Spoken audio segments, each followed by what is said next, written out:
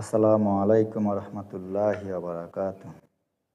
সূরা বাকারার ৮১ থেকে ৯০ নম্বর আয়াতের অর্থ: হ্যাঁ, যারা পাপ কাজ করেছে এবং তাদের পাপ তাদেরকে পরিবেষ্টিত করে নিয়েছে, তারাই দুযোগের অধিবাসী, তারা সেখানে চিরকাল থাকবে। আর যারা ঈমান এনেছে এবং সৎ কাজ করেছে, তারাই জান্নাতের অধিবাসী, আর তারা সেখানে চিরকাল অবস্থান করবে। আর স্মরণ করো যখন আমি বনী ইসরায়েলের নিকট থেকে অঙ্গীকার গ্রহণ করেছিলাম যে তোমরা আল্লাহ ব্যতীত কারো ইবাদত করবে না, আর পিতামাতা, আত্মীয়স্বজন, এতিম ও দরিদ্রগণের সাথে সদ্ব্যবহার করবে এবং সর্বসাধারণের সাথে উত্তম কথাবার্তা বলবে, আর যথাযথভাবে সালাত প্রতিষ্ঠা করবে এবং জাকাত আদায় করবে।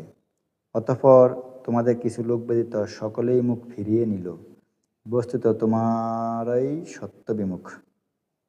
আর স্মরণ করো যখন আমি তোমাদের থেকে অঙ্গীকার গ্রহণ করেছিলাম যে তোমরা পরস্পর রক্তপাত করবে না এবং আপনজনদেরকে স্বদেশ থেকে বহিষ্কার করবে না।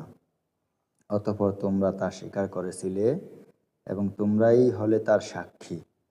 অতঃপর তোমরাই তোমাদের স্বজনদের হত্যা করছ, তোমাদের ওই এক দলকে তাদের ঘরবাড়ি থেকে বহিষ্কার করছ, তোমরাই তাদের বিরুদ্ধে পাপ ও অন্যায়ের মাধ্যমে পরস্পরের পৃষ্ঠপোষক করছ।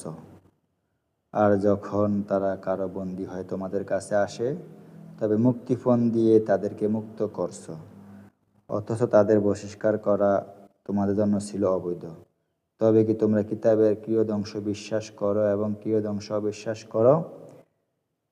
তোমাদের যারা এরূপ করে পার্থিব জীবনে দুর্গতি ছাড়া তাদের আর কোনোই পথ নেই। কিয়ামত দিবসে তাদেরকে কঠোরতম শাস্তির দিকে নিক্ষিপ্ত করা হবে।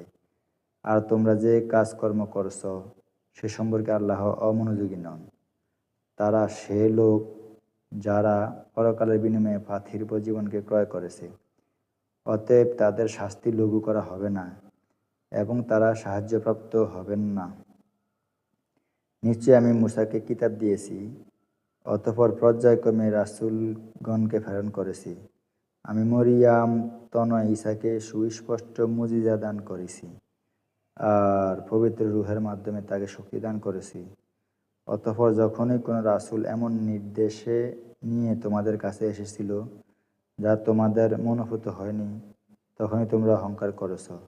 শেষ পর্যন্ত তোমরা এক দলকে মিথ্যারোপ করেছ এবং এক দলকে হত্যা করেছ। আর তারা বলে, আমাদের হৃদয় সুরক্ষিত, বরং তাদের কুফরির কারণে তাদেরকে আল্লাহ অভিশপ্ত করেছেন, ফলে তাদের অল্প সংখ্যকই ঈমান আনে। আর যখন তাদের কাছে আল্লাহর পক্ষ থেকে এমন কিতাব এসে পৌঁছল যা ওই কিতাবের সত্যায়ন করে যা তাদের কাছে বর্তমান রয়েছে, এবং তারা পূর্ব হতে তার দোহাই দিয়ে কাফিরদের বিরুদ্ধে বিজয় প্রার্থনা করত, অবশেষে যখন তাদের কাছে তা পৌঁছল যাকে তারা চিনে রেখেছিল, তখন তারা তা অস্বীকার করে বসল। অতএব অস্বীকারীদের উপর আল্লাহর অভিসম্পাত। কতই না নিকৃষ্ট সে বস্তুটি যার বিনিময়ে তাদের আত্মাকে বিক্রয় করেছ।